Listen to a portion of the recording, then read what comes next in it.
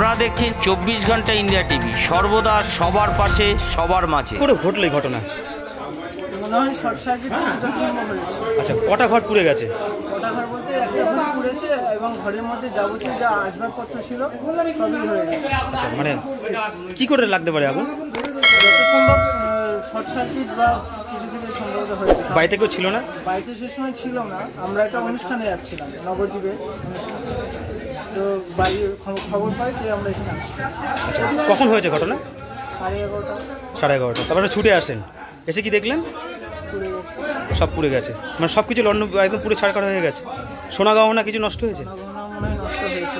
এটা কি গোস্বামী নামে? আলমারিতে একটা আছে, ওইটার মধ্যে এখন আগুন আছে। আচ্ছা, দমকলের আধিকারিকরা এসছেন? দমকল বাহিনী এসছেন? এখন কি আগুন নিয়ন্ত্রণ অনেকটাই? অনেকটা। আচ্ছা, এলাকার স্থানীয় মানুষ? এখন একটা আলমারিতে মনে হয় আগুন আছে, সেটার মধ্যে জিনিসপত্র রয়েছে। স্থানীয় মানুষজন কি আগুন নেভানোর চেষ্টা করছিল? এখন কি পরিস্থিতি? এখন ওই যে দেখতেই পাচ্ছেন। আর যারা বাড়ি ছিল না তাদের কি খবর দেওয়া হয়েছে? তারা আসছেন? কি কি নামে পরিচিত এটা? কি গোস্বামী নামে পরিচিত? উনি হচ্ছেন গৌতম প্রসাদ গোস্বামী। আচ্ছা, এই বাড়িটা কোথায়? বাড়িটা হচ্ছে বউবাজার। আপনি কি সদস্য? আমি শিষ্য হই। আপনার নাম? দেবরাজ। শ্যামচাঁদ রোড, এখানে আগুন জ্বলছে। আমরা এখানে তৎক্ষণাৎ এখানে পৌঁছাই, এসে দেখি হ্যাঁ দোতলার উপর একটা ঘর, 10-12 ঘর, মানে বসবাসের ঘর, ওখানে আগুন লাগে। প্রচণ্ড আগুন জ্বলছিল, চারিদিকে আগুনটা ছড়িয়ে যেতে পারতো আমরা যদি যথাসময় না আসতাম। এসে আমরা মোটামুটি ঘন্টা দেড়েকের প্রচেষ্টায় আগুনটা নিয়ন্ত্রণ করতে পেরেছি। এখন আর কোনো আগুন নেই, বর্তমানে আগুন নিভে গেছে। কি থেকে লাগতে পারে আগুনটা? আমরা এখানে এসে শুনলাম যে এসি চলছিল ঘরে, নাকি বাড়িতে কেউ ছিল না। হ্যাঁ, এসি চলছিল এবং কেউ কেউ বলছে যে শর্ট সার্কিট মাধ্যমে হয়েছে। তা এসে দেখলাম হ্যাঁ ওখানে তো কোনো গ্যাস সিলিন্ডার বা রান্নার কোনো সরঞ্জাম ওখানে নেই, ওটা শুধুমাত্রই বসবাসের ঘর।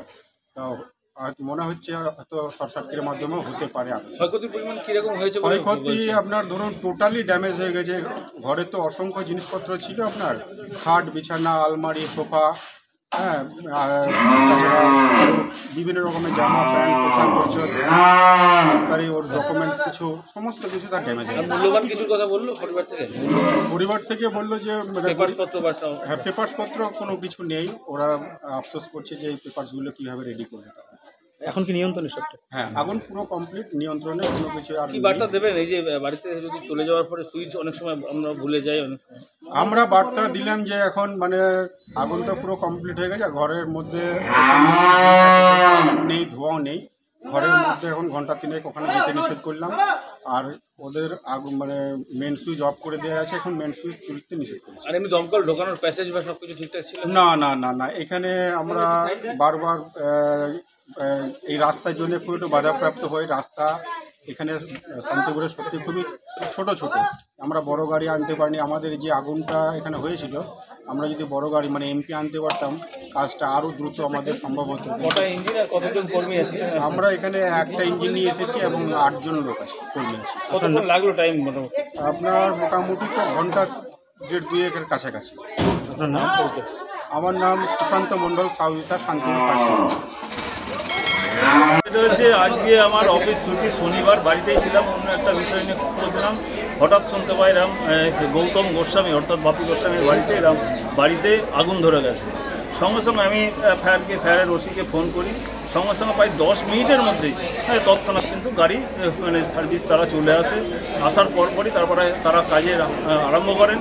কিন্তু ব্যাপার হলো যে ঘরটায় আগুন লেগেছিল, পরবর্তীতে দেখা যাচ্ছে এসি থেকে আগুনটা লেগেছে এবং ঘরটি বন্ধ ছিল, তালা বন্ধ অবস্থায় ছিল। এবং সঙ্গে সঙ্গে বাপিদাকেও ফোন করা হয়, উনিও চলে আসেন এবং ওই তালাটি ভেঙে পরবর্তীতে দেখা যাচ্ছে ঘরের মধ্যে আসবাবপত্র যা ছিল, আলমারি, খাট, সমস্তটাই প্রায় ভেতরে ধরে গেছে। এই অবস্থায় এখনও পর্যন্ত তারা কাজ চলছে। আশা করছি মানে তারা এটা নিষ্ক্রিয় করে দেবেন। কিন্তু ঘটনাগুলো একটা দুর্ঘটনা ঘটে গেছে, এটা এখন অ্যাক্সিডেন্টলি কিছু তো করার নেই। এবং মানে ফায়ার কিন্তু খুব দ্রুততার সঙ্গে তারা কিন্তু কাজে তারা অংশগ্রহণ করেছে এবং কাজের জন্য কতক্ষণ ধরে প্রক্রিয়া চলছে? কতক্ষণ ধরে? এটা প্রায় 8 ঘন্টা থেকে চলছে, 8 ঘন্টা 40 মিনিট মতন এরকম হবে। এবং আমি যখন জানতে পারি পাড়ার সঙ্গে সঙ্গে আমি ফায়ারের ওসিকে ফোন করি এবং তিনি তৎক্ষণাৎ সঙ্গে সঙ্গে এবং আমি একজনকে এখানে থেকে সঙ্গে সঙ্গে এখানে পাঠিয়েও দিই এবং গাড়ি আজ এ পর্যন্ত। সঙ্গে রাখুন 24 ঘন্টা ইন্ডিয়া টিভি। দেখতে থাকুন সব জেলার সব খবর সবার আগে 24 ঘন্টা ইন্ডিয়া টিভির পর্দায়। নমস্কার।